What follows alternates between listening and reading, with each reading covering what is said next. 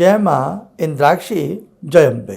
इंद्राक्षी धाम में हम सभी का हार्दिक स्वागत करते हैं। आज का जो सब्जेक्ट है वो वास्तु के अंतर्गत है। कई बार भवन के सामने बहुत बड़े बड़े विशालकाय वृक्ष होते हैं, तो वास्तु की दृष्टि में या यूँ कहें भवन के हिसाब से क्या वो स्थिति शुभ है या वो स्थिति अशुभ है। ऐसी स्थिति में कई बार पीपल का पेड़ भी सामने हो सकता है, बरगद का पेड़ सामने हो सकता है।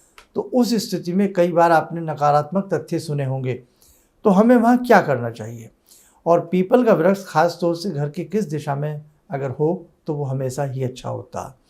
सारी जानकारी इस अंक में। आइए पहले आज का पंचांग देखें।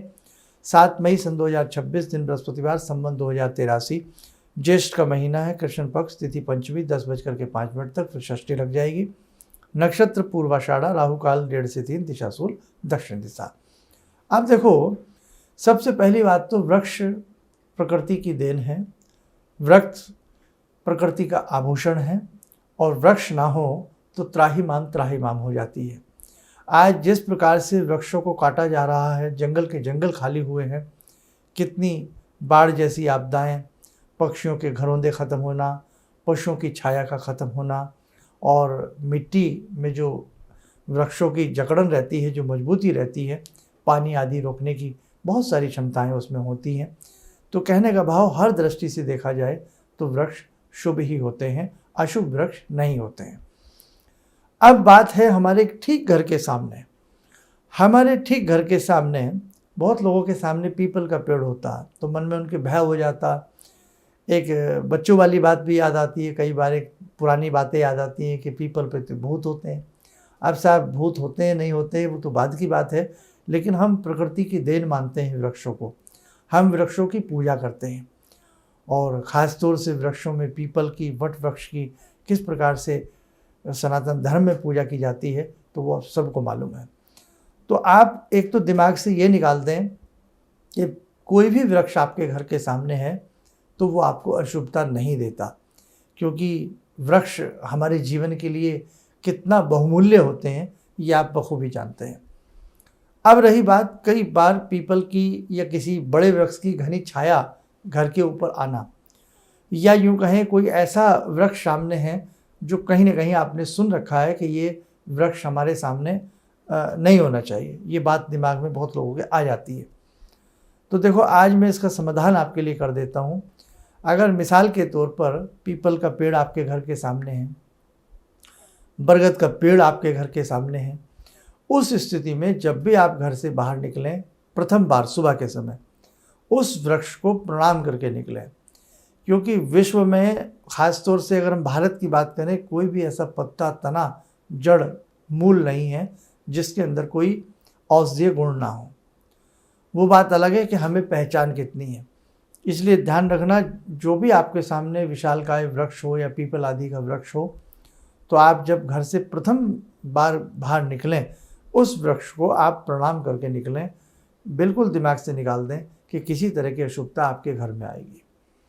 अब दूसरी बात कि जो भी वृक्ष आपके सामने है, एक दिन ऐसा फिक्स कर लें, यदि पीपल का पेड़ है तो उसके लिए आप बृहस्पतिवार फिक्स कर लें, बरगद का पेड़ है आप सोमवार फिक्स कर लें, जांडी का वृक्ष है आप मंगलवार फिक्स कर लें, बड़े बड़े केले के वृक्ष हैं बृहस्पतिवार फिक्स कर लें, फलदार कोई वृक्ष हैं, फलदार वृक्ष तो घर के सामने बहुत ही अच्छे होते हैं, फलदार वृक्ष हैं तो भी आप मंगलवार का दिन चयनित कर लें। उन वृक्षों के नीचे एक छोटा सा दीप जलाते रहिएगा इन दिनों में, और उन वृक्षों को प्रणाम करते रहिएगा। और वृक्ष में कई बार कीड़ा लग जाता है, कई बार वृक्ष पानी की वजह से कमज़ोर पड़ रहा होता है, कई बार और अनेकों रीज़न ऐसे बन जाते हैं, कई बार कोई स्थिति टकरा जाती है, कोई स्थिति में कोई हिस्सा उसका टूट जाता है, छिन भिन हो जाता है, तो आप उस वृक्ष की पूरे प्रयत्न के साथ सेवा करिएगा। आप उस वृक्ष के जीवन को पूर्णतः बचाने का प्रयास करिएगा, न कि उसको समाप्त करने का। आप देख लेना, उसी वृक्ष से आपको शुभ आशीष मिलेगा। आप जानते ही हैं वो वृक्ष न जाने कितने पशुओं को, राहगीरों को छाया देता है, वही वृक्ष न जाने कितने पक्षियों का घर बन जाता है। इसलिए दिमाग में वृक्षों के प्रति कदापि ये बात ना लाएं। अब हम एक पीपल पेड़ की भी आपसे बात कर लेते हैं कि कई बार मन में आ जाता है, मन है ये सबका, नाना भांति से भटकता है, नाना भांति से मन में बातें आती हैं। तो यदि आपके घर के दक्षिण की दिशा में पीपल का पेड़ है तो ये बहुत ही शुभ होता है, बहुत अच्छा माना जाता है। अब ये तो वास्तु प्रकरण में ये चीज़ भी सुनने और देखने में आती है कि कोई मंदिर है, उसकी ऊंचाई की छाया, उसकी गुंबद की छाया या उसके शिखर की छाया घर के ऊपर पड़ रही है, तो उसमें भी नाना भांति के उपायों का प्रकरण है। आपके घर के सामने जो बड़ा वृक्ष है उसकी छाया आपके हवेली के ऊपर, भवन के ऊपर कहीं ना कहीं आ रही है, तो उसके लिए हमने आपको बता ही दिया है कि आप वहाँ दीप लगाते रहिए, प्रणाम करते रहिएगा। इससे आपके किसी भी प्रकार से कोई वास्तु दोष आपके ऊपर हावी नहीं होगा। और पीपल का पेड़ दक्षिण दिशा में यदि आपके भवन के है तो वो अत्यधिक शुभ होता है। और पीपल का पेड़ दक्षिण दिशा के साथ साथ आपके भवन से आसपास कहीं भी है तो वो पूजनीय वृक्ष है। आप वहाँ उनकी सेवा करें, उनकी पूजा करें, धूप दीप करते रहें। और यदि आपको लगता है, कई बार हम ऐसी सोसाइटी में, ऐसे स्थान पर रहते हैं कि हमारे लिए धूप दीप करना संभव नहीं होता या अलाउ नहीं होता, तो उस स्थिति में भी हम उस वृक्ष को प्रणाम करते रहें। और एक जादुई उपाय और सुन लें, पीपल के नीचे बैठकर, संभव हो तो बैठकर, नहीं तो खड़े खड़े ही शुद्ध भाव से, शुद्ध मन से हनुमान चालीसा का पाठ करना मंगलवार और शनिवार अत्यधिक श्रेष्ठ बताया गया है। तो आपके घर के सामने पीपल है, आसपास पीपल है, तो आप हनुमान चालीसा का पाठ पीपल के नीचे पढ़िए, फिर देखिए आपके जीवन में कितने चमत्कार होते हैं। इसलिए वृक्ष प्रकृति की देन है, वृक्ष प्रकृति का आभूषण है, इनमें आप अशुभता कदापि न खोजें और ना ही किसी बात को लेकर के अपने मन में वहम और डर की स्थिति बनाएं। एक गलती और बहुत लोग करते हैं, घर की टूटी फूटी मूर्तियाँ, चीड़ झीड़ पुस्तकें कहीं भी हम पीपल के नीचे रखाते हैं, तो ये तरीका बिल्कुल गलत है। इसके लिए हमने पहले भी एक वीडियो बनाई थी। ऐसा कदापि हमें नहीं करना चाहिए। जो पुस्तक आपने लंबे समय तक पढ़ी है, जिस मूर्ति की पूजा आपने लंबे समय तक की है, जरा सी वो मूर्ति खंडित हो जाती है और पीपल के नीचे रखाते हैं, ये तरीका बिल्कुल गलत है, पाप लगता है। क्योंकि जहाँ वो आपके मंदिर में भगवान के रूप में थी, आज एक तरह से कहते हैं ना, लावारिस रूप में आप उनको छोड़ाएं। ऐसा नहीं करना चाहिए। इसके लिए अनेकों विकल्प हैं, उस प्रकार से करें तो आपके लिए ज़्यादा अच्छा रहेगा। और बहुत सारी छोटी छोटी वास्तु को लेकर के बातें हैं जो आज लोगों के मन में वहम बन चुकी हैं। इसी प्रकार से आप हमारे वास्तु टिप्स से संबंधित कार्यक्रम देखते रहिएगा। आपके अनेकों प्रकार के हम वहम दूर करने का प्रयास करेंगे। जांडी का वृक्ष की बात भी बहुत लोग हमसे पूछना चाहते हैं। जांडी का वृक्ष किसको कहते हैं? शमी का वृक्ष। तो शमी का वृक्ष का पौधा किस प्रकार से पूजनीय होता है और उसका वृक्ष किस प्रकार से पूजनीय होता है और जादुई भरा होता है शमी का वृक्ष, इस पर हम एक डिटेल के साथ एक कार्यक्रम आपको देंगे और उसमें बहुत सारी बातें आपको हम समझाएंगे। आइए समय और चल आज की ध्यान साधना में जुड़ने का भगवान श्री हनुमान जी से।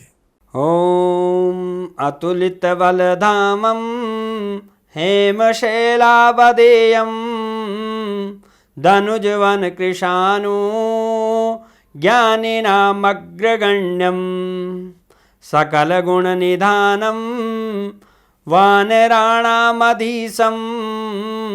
रघुपतिप्रियभक्तं वातजातं नमामि। मनोजवं मारुततुल्यवेगं जितेन्द्रियं बुद्धिमतां वरिष्ठं वातात्मजं वानरयूथमुख्यं श्रीरामदूतं शरणं प्रपद्ये। श्रीरामदूतं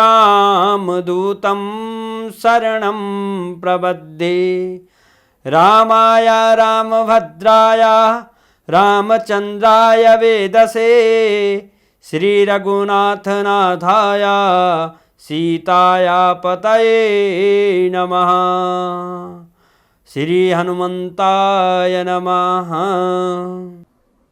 कवच बना लें, ध्यान करें, हनुमान जी का शुभ आशीष हम सबके ऊपर बरस रहा है।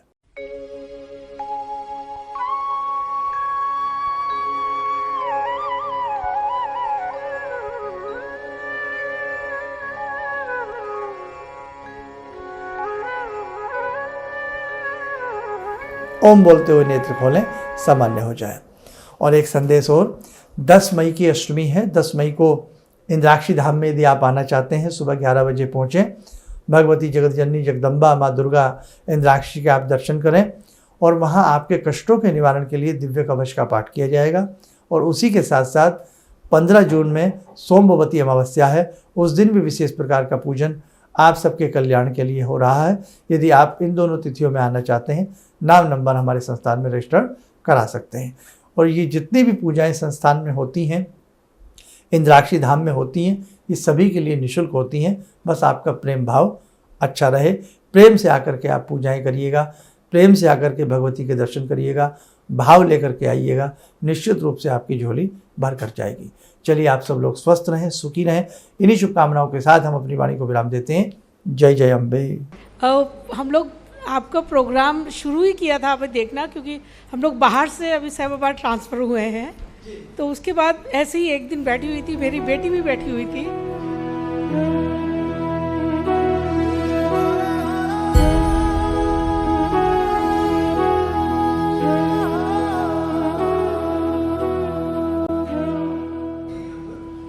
उस टाइम उसके बाद जॉब नहीं थी। थोड़ा टाइम उसने जॉब छोड़ी, मैंने एकदम से बोला उसको कि तुम ये लगाओ फ़ोन, और पहली बारी में ही उसका आपके साथ फ़ोन लग गया। पहली बार ही उसका फ़ोन लगा और आपने कहा कि उसको बहुत अच्छी नौकरी मिलेगी, और थोड़े दिन बाद ही उसको बहुत अच्छी नौकरी मिल गई और वो बहुत अच्छी नौकरी कर रही है। धन्यवाद बहुत इसके लिए।